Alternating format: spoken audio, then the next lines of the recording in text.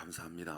하나님께서 오늘 우리에게 주시는 말씀은 사사기 3장 31절 한 절 말씀을 우리 같이 읽도록 합니다. 사사기 3장 31절입니다. 구약 성경, 제가 가지고 있는 성경은 365면에 있습니다. 우리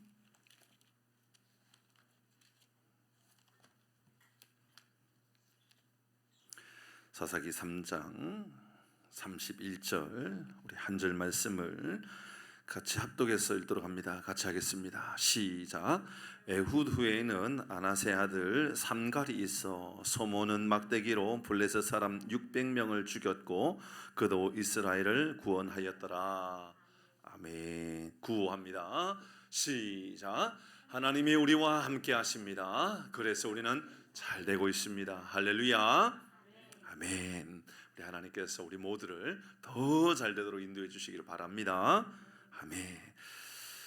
오늘은 사사 삼갈에 대한 말씀을 나누도록 하지요. 이전에 우리가 항상 수요일 날 말씀 묵상하면서 앞부분을 점검했던 것처럼 우리 지난주에는 왼손잡이 에훗에 대한 왼손잡이 사사 에훗에 대한 말씀을 나누었었죠. 그 왼손잡이라고 하는 표현은 사실은 성경적인 표현은 아니었다 말씀을 드렸습니다. 성경에 있는 그대로의 표현은 오른손을 사용할 수 없는 이렇게 표현되어 있었습니다. 그러니까 왼손잡이가 아니라 오른손을 쓸 수 없기 때문에 왼손을 어쩔 수 없이 쓰는 것이지 왼손을 잘 사용하는 에훗에 대한 이야기가 아니었다라는 것입니다. 그런데 그는 베냐민 사람이라고 그랬습니다. 베냐민은 야곱의 형제 가운데 야곱의 자녀 가운데 가장 막내였습니다. 그리고 또 베냐민은 그의 이름 베냐민이라고 하는 이름 자체가 오른손의 아들이라는 의미입니다. 그러니까는 모든 조건으로 볼 때에 에훗은 뭔가 좀 수상합니다. 그는 도대체 어떤 사람인가라는 것이지요. 그런 의미에서 한 나라의 지도자가 되고 또 한 공동체의 리더십이 된다는 것은 장점보다 단점이 훨씬 더 크게 보이는 사람이 바로 에훗이었습니다. 그래서 우리 세 가지 나누었죠. 첫 번째는 하나님이 에훗을 사용했다라는 것은 그가 대단한 능력을 가지고 있기 때문이 아니었다라는 겁니다.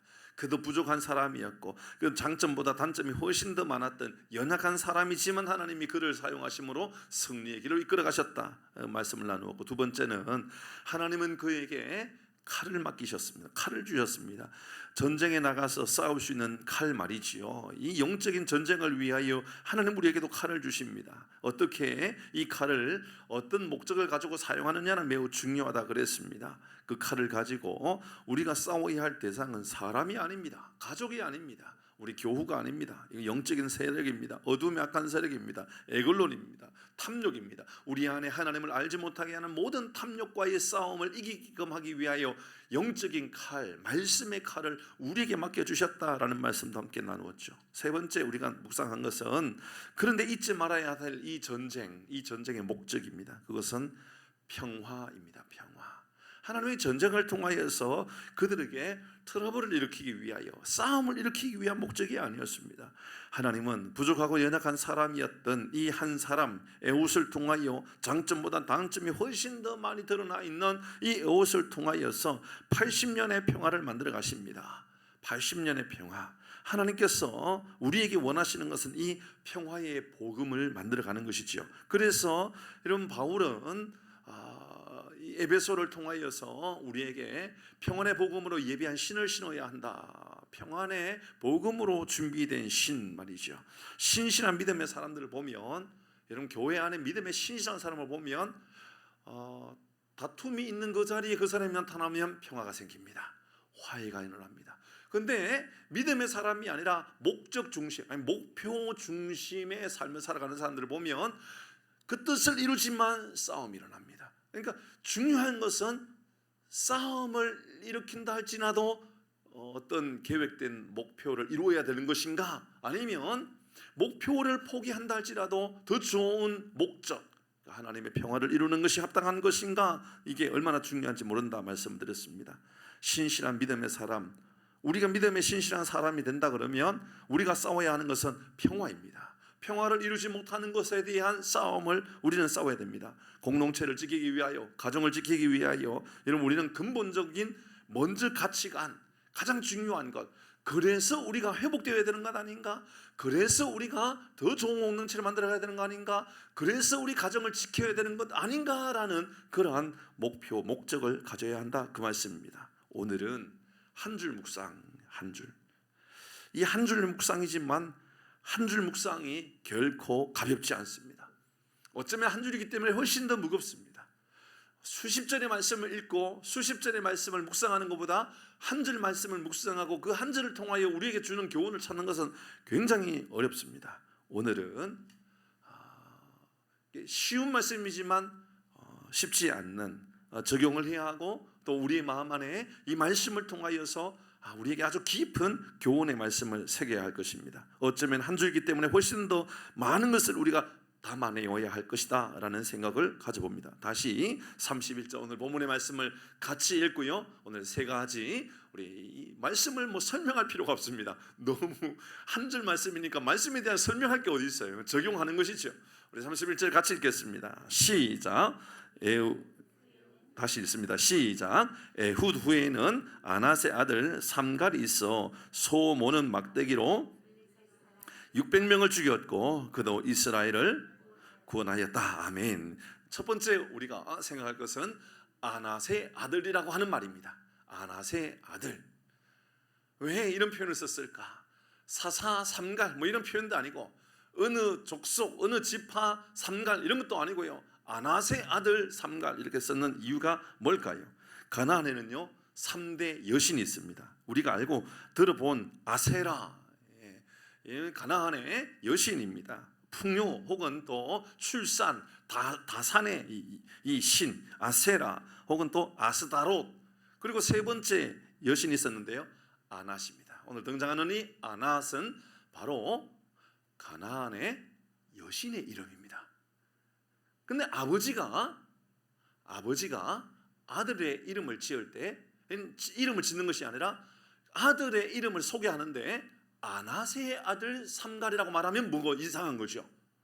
그러니까 지금 사사 이야기를 하고 있는데, 사사 이스라엘을 구원할 사람에 대한 이야기를 하는데 무당의 아들 삼갈, 어느 스님의 아들 삼갈, 이상하지 않습니까? 그러면 그러니까 지금 삼갈에 대한 소개가 아낫의 아들 삼갈 이렇게 표현하고 있습니다. 그러니까 그의 아버지는, 삼갈의 아버지는 어떤 사람인가를 명백하게 알려주고 있습니다. 그러니까는 이게 아낫이 아버지인지 어머니인지는 모르지만 아마도 아버지가 아니겠나라고 보여집니다. 근데 그 아버지가 그러니까 이 가나안 땅에 있는 여신을 섬기는 그런 아버지였다라는 것을 우리가 말씀을 통하여 우리가 추측해 볼 수가 있는 것이죠. 분명한 것은 삼갈의 부모는 아마도 가나안의 여신을 따르면서 가나안 문화를 이미 가정 안에 가지고 다 들어온 사람이다 라고 볼 수가 있을 것입니다. 놀라운 것은 삼갈을 소개하는데 어떻게 이렇게 아낫의 아들이라고, 이방 신의 여신의 아들이라고 그렇게 아들 이름을 지을 수가 있습니까? 아무리 그 신이 좋다 할지라도, 아무리 그 신이 자기에게 능력의 신이라 할지라도 어떻게 그렇게 이방 종교의 신, 그 신의 아들이라 이렇게 말할 수 있겠느냐라는 것이죠. 여러분 오늘 본문의 말씀을 잘 보십시오. 31절에 어느 지파인지 소개하고 있습니까? 지파에 대한 이야기가 전혀 없습니다. 지파가 어딘지 알 수가 없습니다. 적어도 어느 지파 사람인지, 그가 어디 출신인지 정도는 좀 알려주면 좋겠는데 아무런 정보가 없습니다. 이런 우리가 처음에 등장했던 온니엘의 삼촌은 누구였죠? 갈렙입니다. 갈렙. 그러니까 온니엘을 소개하는데 그냥 온니엘이라고 말하지 않았어요. 그러니까 그의 삼촌이 바로, 그러니까는 갈렙의 아우의 아들, 이렇게 온니엘을 소개했단 말입니다. 그러니까 온니엘은 분명하게 그의 집안이 바로 믿음의 신실한 집안이었다는 것을 다 알려주었습니다. 조금 전에 에훗 이야기했죠. 에훗, 왼손잡이 에훗. 에훗의 지파는 어느 지파라고 그랬죠? 베냐민이라고 그랬지 않았습니까? 야곱의 막내 아들 베냐민의 지파라고 소개 다 해주었습니다. 그러니까 웬만하면 삼갈을 소개하는데 그는 어디 지파인지, 누구인지, 어느 그 아버지가 어떤 사람인지, 그 믿음의 가문을 이루었는지 아니었는지 조금 구체적으로 설명하면 좋겠는데, 그 아버지가 가나안 여신 아나스의 그냥 아들이다 이렇게 말하는 것은 굉장히 불편한 것이지요. 여기에서 우리가 여러분 생각해 볼 수 있는 것은 적어도 삼갈이 신앙 교육을 통하여서 성장한 사람이다 아니다? 아니다. 전혀 알 수가 없습니다. 율법을 공부한 일이 있겠다 없겠다? 없겠다. 뭐 말씀을 공부한 일도 없을 것 같습니다. 그런데 그는 소모는 먹대기를 가지고 블레셋 600명을 죽였다고 이야기합니다. 전적인 하나님의 은혜와 능력, 전적인 하나님의 도우심을 강조하고 또 강조하고 있는 말씀 아닐까요? 그것이 바로 삼갈입니다. 그리고 두 번째 우리가 생각해 볼 것이 있다면 그것은 삼갈이 이긴 블레셋 족속입니다. 이게 굉장히 아주 중요한 무게점을 두고 있습니다. 소모는 막대기를 가지고 블레셋 사람 600명을 죽였다. 그게 가능할 일인가? 지금 이스라엘 백성들이 가나안 땅에서 블레셋 사람 600명을 죽였다? 이건 도대체 성경 말씀을 읽으면서 우리가 쉽게 이해하고 쉽게 받아들이기가 굉장히 어려운 이야기입니다. 한때 블레셋은요, 애굽에서 출애굽을 할 때 이러면 그러니까 애굽을 떠나올 때 가장 괴롭혔던 민족이 바로 이스라엘 백성들을 가장 괴롭혔던 사람들이 바로 이 블레셋 사람들이었거든요. 출애굽을 할 때요, 일주일이면 갈 거리였는데, 가나안 땅에 들어갈 거리가 일주일이면 갈 거리인데 40년의 시간 동안 빙글빙글 돌면서 여러분 그들이 광야의 길로 갈 수밖에 없었던 이유가 있었습니다. 그들이 바로 가나안으로 가지 못하고 광야에서 방황할 수밖에 없었던 중요한 이유, 출애굽기 13장 17절은 이렇게 소개하고 있죠. 17절 같이 읽습니다. 시작. 바로가 백성을 보낸 후에 블레셋 사람의 땅의 길은 가까울지라도 하나님의 그들의 그 길을 인도하지 아니하셨으니 이는 하나님의 말씀하시기를 이 백성이 전쟁을 하게 되면 마음을 돌이켜 애굽으로 돌아갈까 하셨습니다. 이러면 이스라엘 백성들 마음 안에 애굽을 떠나서 가다가 그들이 전쟁을 하다가 그 마음 가운데 두려움의 마음이 생기고 근심이 생겨서, 야, 이거 우리가 가나안으로 갈 길이 아니다, 이거 다시 돌아가자, 우리 다시 돌아가야 되겠다 라는 마음을 들게끔 할 만한 그러한 적군, 그러한 못돼 먹은 민족이 있다면 그들이 누구였다라고요? 블레셋이라고 소개하고 있습니다. 그러니까 블레셋 사람들이 얼마나 무서웠으면 하나님은 아예 처음부터 그냥 일주일이면 갈 거리를 광야길로 인도해 버렸던 그 가장 중요한 원인, 그게 바로 블레셋이었다고 이야기합니다. 출애굽이 끝나고 나서 가나안 땅에 들어갔습니다. 가나안 땅에 들어갔을 때는 어떻습니까? 여호수아가 나이가 많아져 가지고 이제 기력이 없습니다. 더 이상 리더십을 발휘할 수 없는 상황이 되었습니다.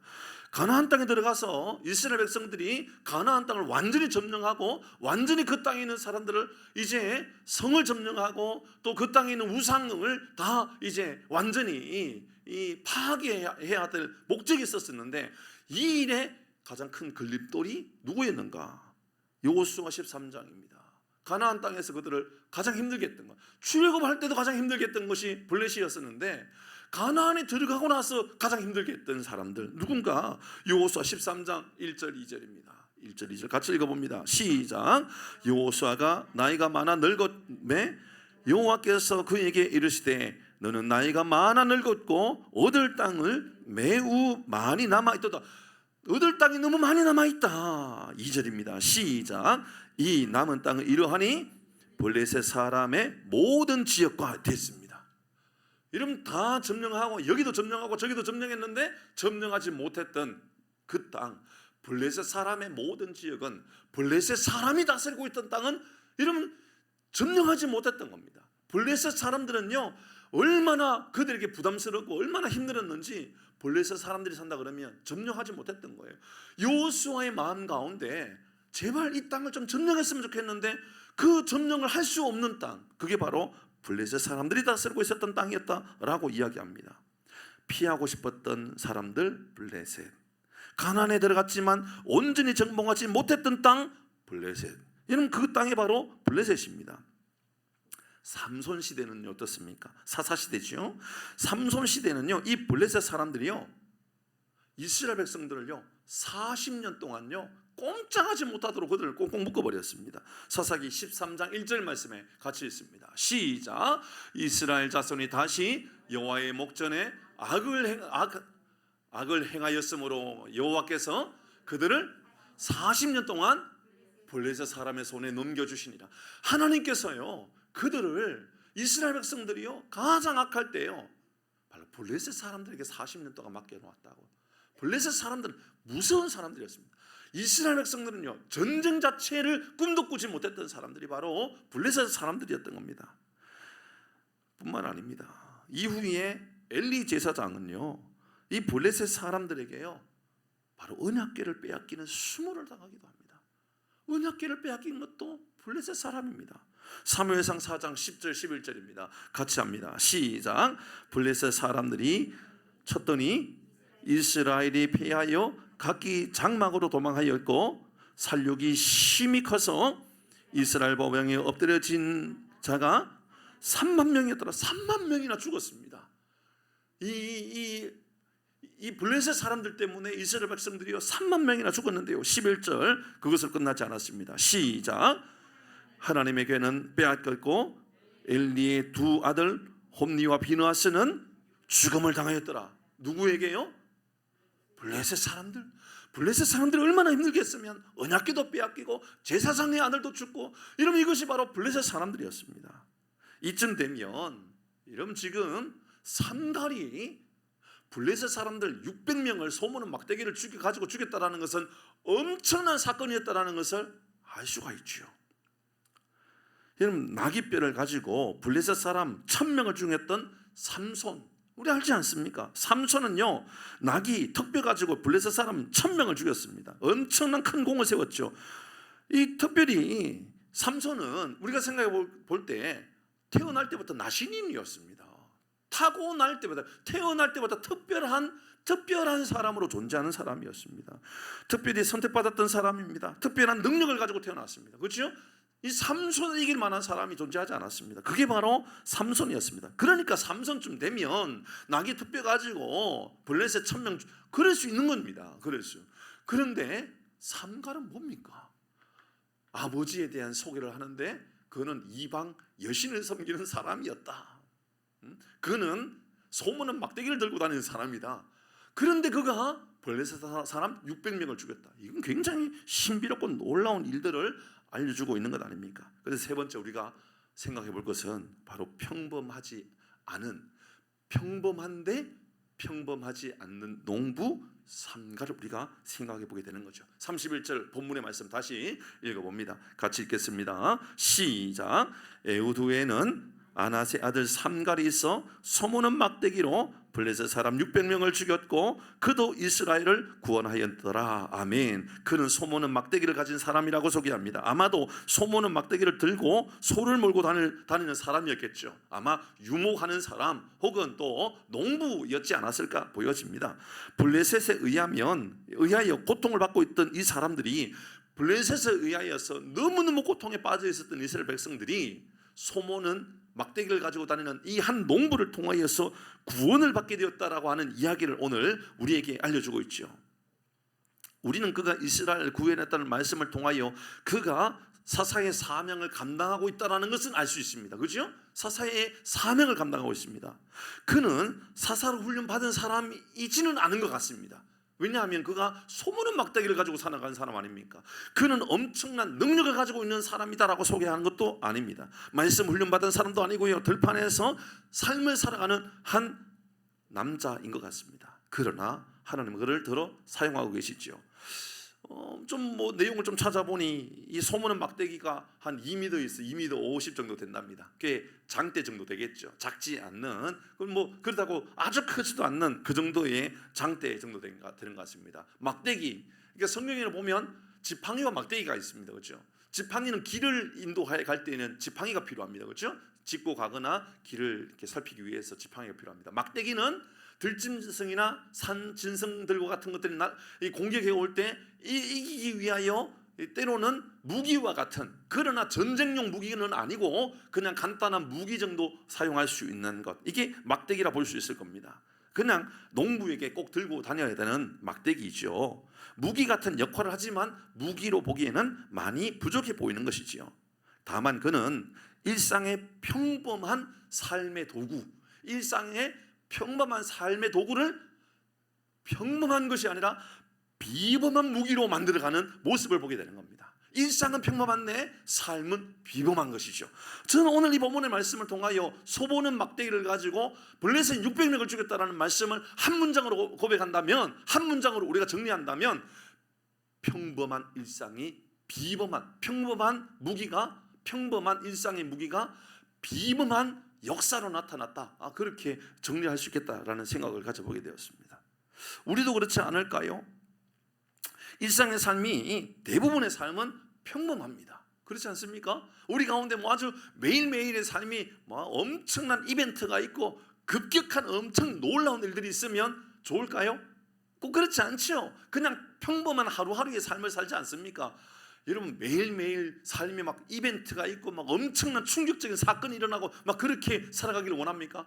갑자기 막 교통사고가 났는데 병원에 가서 의사가 죽겠다 그랬는데 다음날 막 살아나고 이런 삶을 꿈꿉니까? 아니잖아요. 우리 모두는 그냥 평범하잖아요.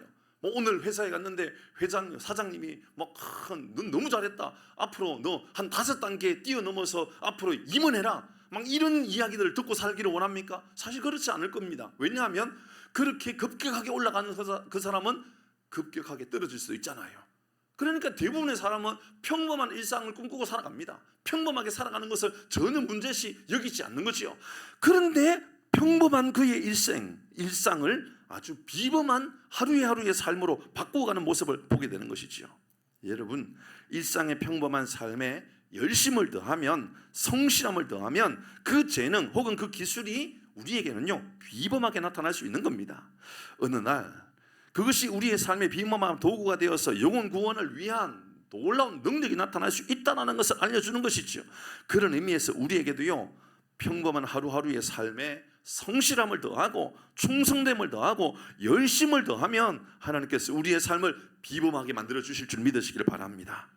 다윗이 들고 다녔던 물맷돌을 생각해 보십시오.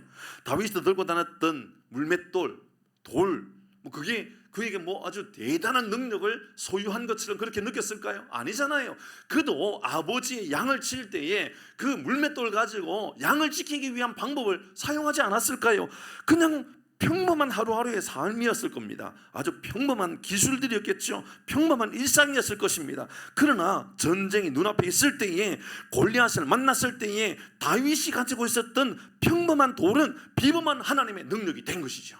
우리에게도 동일한 모습을 이 말씀을 통하여 적용할 수 있을 것 같습니다. 여러분, 하나님 여러분에게 맡겨주신 막대기들이 있을 겁니다. 여러분에게 맡겨주신 재능들이 있을 것입니다. 누가 보아도 별것 아닌 것처럼 그 정도의 능력은 다 있지, 그 정도의 실력은 다 있지 라고 말하는 것들이 우리에게 있을 수 있어요. 근데 그곳에 하나님의 능력이 더하고 우리의 삶에 성실함을 더하고 부지런함을 더하면, 정직함을 더하면 하나님께서 비범하게 하나님의 능력으로 우리를 사용하신다, 그 말입니다. 그런 의미에서 우리 그리스도인의 하루하루의 삶은요 얼마나 중요한지 모릅니다. 누구에게도 이런 평범한 이 하루하루가 우리 모두에게 평범한 것으로 끝나지는 않는다라는 겁니다. 위대한 하루하루의 삶이 결국은 우리의 삶의 아름다운 열매로 나타나게 될 것이다라는 것이죠. 위대한 하루하루의 삶이 훗날 하나님의 능력이 나타나는 삶의 도구가 될 수 있다, 그 말입니다. 본문을 잘 살펴보면 더 이상, 여러분, 사사로스의 이 이후의 말씀입니다. 31절 나오는 이 말씀 이후에 사사로스의 역할이 등장합니까? 자, 다시 한번 더 말씀 읽어볼까요? 에훗 후에는 아낫의 아들 삼갈이 있어 소모는 막대기로 블레셋 사람 600명을 죽였고 그도 이스라엘을 구원했다. 자, 말씀을 통해서 다른 사사에게는 웬만하면 등장하는데 여기는 등장하지 않는 거. 지파가 어딘지 안 나타나죠? 언제 죽었다 안 나타나죠? 몇 년 동안 다스렸다도 안 나타나죠? 이상합니다. 그러니까 그냥 그는 일상의 평범한 하루하루의 삶이었던 겁니다. 우리는 그렇게 볼 수 있는 것이지요. 이를 두고 어떤 분들은 이렇게 해석합니다. 아마도 삼갈은 여호와의 구원을 위하여 소모는 막대기를 가지고 600명을 죽였다. 그리고 아마 일상의 삶으로 돌아간 것 같다. 다른 내용이 없으니까요. 일상의 삶으로 다시 돌아간 것 같다. 다시 그 막대기를 들고 소모는 일을 하고 살았을 것이다. 다시 목축을 하며 농사를 지으며 살았을 것이다.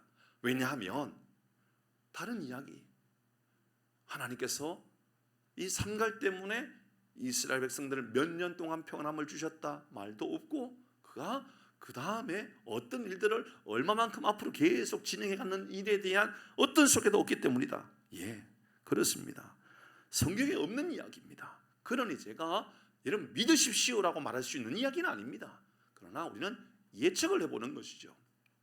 이 본문이 왜 다른 이야기를 말하고 있지 않을까? 왜 다른 사사에는 몇 년 동안 다스렸고 몇 년 동안 평화가 임하였고 그가 어느 지파인지 다 소개하고 있는데 왜 이 삼갈에 대해서는 그런 소개가 없었던 것일까? 다만 마지막에 그도 이스라엘을 구원했다 이 말만 하고 끝내버렸던 이유는 뭘까? 예, 우리의 삶과 똑같다라는 것이지요. 사랑하는 교회 여러분, 우리의 일상의 삶과 신앙의 삶은요 잘 어울려지는 하나의 하나님의 작품과 같은 것 아닌가? 저는 그렇게 생각을 해봅니다. 일상의 삶에서요 하나님의 능력이 나타나고, 하나님의 능력이 나타났으니까 이제 모든 거 다 정리하고 난 신학 공부하러 가야 되겠다, 목회자가 되어야 되겠다, 선교사가 되어야 되겠다, 그런 삶에 대하여 우리에게 적용하라고 하는 것이 아니라, 일상의 삶이, 평범한 일상의 삶이 하나님의 능력으로 말미암아 비범한 하나님의 능력이 나타나는 삶이 되고, 비범한 하나님의 능력이 나타났음으로 말미암아 이제 내가 앞으로 선지자의 일을 감당하겠다, 그게 아니라 다시 일상의 삶에서 주어진 일에 성실함을 감당하고 살아가야 되겠다. 이런 사랑하는 교회 여러분, 우리의 일상에 하나님이 나와 함께 하시는 은혜를 누릴 수 있기를 주의 이름으로 축복합니다. 일상에 나와 함께 하시는 하나님 말입니다. 매일매일 내 삶에 나와 동행하시는 그 하나님을 우리가 좀 누리고 살아가자, 그 말입니다. 매일매일 하루하루의 평범한 하루의 삶을 살다가 구원을 위하여 위대한 일을 하고, 그리고 또다시 우리의 삶의 현장에 돌아가 평범한 그 일을 감당하고, 또 하나님께서 부르시면 또 위대한 일들을 감당하고, 이런 그것이 바로 우리의 일상의 삶의 방식이 되어야 한다라는 것이지요. 살아가는 교회 여러분, 주어진 삶의 자리가 복되고 넘치는 은혜가 임하기를 주의 이름으로 축복합니다. 일하는 직장이요, 여러분 더 존귀한 직장이 되시기를 바랍니다. 담장을 넘는 축복이 여러분의 일상에, 여러분의 직장에 임할 수 있도록 여러분 그렇게 기도하십시오. 우리가 가진 형편이나 우리가 가진 배경이나 우리의 과거의 모습이 문제가 아닙니다. 여러분, 하나님 앞에서 우리가 어떤 것도 하나님 우리를 사용하실 때에 우리의 삶에는 장애가 될 만한 것들이 존재할 수 없다라는 겁니다. 여러분 가문이 문제입니까? 가문이 문제라면 삼갈의 아버지는 어떡합니까? 나 이방의 여신을 따르는 그 아버지 밑에서 성장했으니, 여러분 삼갈도 그 아버지를 따라 똑같이 흉내내며 이방의 여신이나 섬기고 살아갈 수밖에 없는 사람이 될 수 있었던 겁니다. 그렇지만 그는 하나님의 나라를 위하여, 이스라엘을 구원하는 일들을 위하여 얼마나 비범하게 사용되어졌느냐라는 것이지요. 어느 지파가 문제가 아닙니다. 부모가 어떠냐, 그게 문제가 아니에요. 직업이 뭐냐, 그게 문제가 아니란 말이죠. 무명인이냐 유명인이냐, 그게 문제가 아닌 겁니다. 문제는 지금 내 삶에 하나님이 나와 동행하시고 하나님이 내 삶에 주어져 있는 삶에 내가 최선을 다하고 살아가고 있느냐, 그게 문제입니다. 저는 이 말씀을 묵상하는데요, 바울이 고린도 교회를 향하여 호소했던 그 눈물의 고백이 제 마음에 들어왔습니다. 같이 한번 읽어볼까요? 고린도후서 6장 9절에서 13절 말씀, 우리 차근차근 같이 한번 읽어봅니다. 9절에서 13절 시작. 무명한 자 같으나 유명한 자요, 죽은 자 같으나 보라 우리가 살아있고, 징계를 받은 자 같으나 죽음을 당하지 아니하고, 근심하는 자 같으나 항상 기뻐하고, 가난한 자 같으나 많은 사람을 부유하게 하고, 아무것도 없는 자 같으나 모든 것을 가진 자로다. 고린도인들이여, 너희를 향하여 우리의 입이 열리고 우리의 마음이 넓어졌으니 너희가 우리 안에서 좁아진 것이 아니라 오직 너희 심정이 좁아진 것이라. 여기까지입니다. 사랑하는 교회의 문제는 우리의 마음의 문제라고요. 나는 이거밖에 안 돼. 나는 왜 이렇게 쫌생이처럼, 나는 이렇게 왜 뭘 해도 안 되는 사람이지? 나는 왜 이렇게 항상 부정적이지? 나는 왜 이렇게 뭔가 항상 닫혀져 있는 사람이지? 나는 왜 이렇게 문제가 많지? 나는 왜 이런 문제들이 이렇게 투성이지? 내 부모는 왜 이래? 나는 왜 돈이 없어? 나는 왜 건강이 없지? 나는 왜 이런 능력이 없지? 이러면 삼가를 통하여 우리가 알 수 있는 것은 그게 중요한 것이 아니라 내가 하나님 앞에 어떤 사람이냐, 평범한 우리의 삶에 하나님 앞에 나는 어떤 사람으로 세워져 있느냐가 훨씬 더 중요한 것이지요. 그래서 바울은 고린도 교회를 향하여 13절은 이렇게 이야기한 겁니다. 같이 합니다. 시작. 내가 자녀에게 말하듯 하노니 보답하는 것으로 너희도 마음을 넓혀라. 사랑하는 교회 여러분, 우리 하나님 앞에 우리의 마음을 활짝 열고 우리 하나님의 쓰심 앞에 합당하게 놀랍게 쓰임받는 은혜가 우리 가운데 임하기를 주의 이름으로 축복합니다. 세 가지 묵상했습니다. 하나님의 능력은 첫 번째, 제한이 없습니다. 우리 출산의 문제가 아닙니다. 환경의 문제가 아닙니다. 가문의 문제가 아닙니다. 가문의 문제라면 삼갈의 아버지는 우상 숭배의 사람입니다. 그러나 하나님은 삼갈을 사용하셨습니다. 베드로가 어부 아닙니까? 마태가 세리 아닙니까? 그런데 하나님이 그를 사용하지 않았습니까? 아니잖아요. 하나님 앞에 쓰임받는 사람, 하나님의 은혜를 입은 사람, 우리 모두가 되기를 바랍니다. 두 번째는요, 우리의 삶에도 가장 고통을 주고 가장 힘들게 하는 블레셋이 존재할 수 있습니다. 여러분, 그 블레셋을 앞에 도망가는 일이 없기를 바랍니다. 블레셋을 무서워하는 일이 없기를 바랍니다. 하나님이 우리에게 블레셋을 맡겨놓은 것은 도망가라고 맡겨놓은 것이 아니라 믿음의 말씀에 칼을 들고, 이러면 삼갈에게 이 지팡이를 들고, 막대기를 들고, 지팡이가 아니라 막대기를 들고 가서 싸우라고 블레셋을 맡겨놓은 것처럼, 사랑하는 교회 여러분, 우리 이 땅의 삶을 살아가면서 우리 앞에 원수처럼 혹은 우리를 괴롭히는 우리에게 악한 존재와 같은 존재가 있다면 도망가지 마시고 믿음으로 마음의 문을 열고 믿음으로 승리하는 은혜가 있기를 바랍니다. 문제는 블레셋이 문제가 아니라니까요. 우리가 문제입니다. 블레셋을 탓하지 마시고요, 닫혀있는 내 마음을 탓해야 되는 겁니다. 세 번째입니다. 삼갈은 평범한 일상에서 왔고 주의 영광을 위하여 쓰임받았다가 평범한 일상으로 돌아갑니다. 오늘도 우리에게 하나님 능력을 주십니다. 사랑하는 교회 여러분, 세상에 나가 평범한 일상 가운데 비범한 능력이 나타나고 비범한 능력이 나타나는 가운데 또 일상의 삶의 평화를 누리는 은혜가 우리 가운데 임하기를 주의 이름으로 축복합니다. 우리 교회 주일학교 안에도 장년들 모임 안에도 목장 모임 안에도 좀 이런 삶이 우리 가운데 있으면 좋겠습니다. 평범한 하루하루의 삶이 지겹다고 말하지 말고 평범한 하루하루의 삶에 하나님의 역사가 나타나면 비범한 나의 삶이 될 수 있겠구나, 믿음의 선포가 우리 가운데 임하기를 주의 이름으로 축복합니다.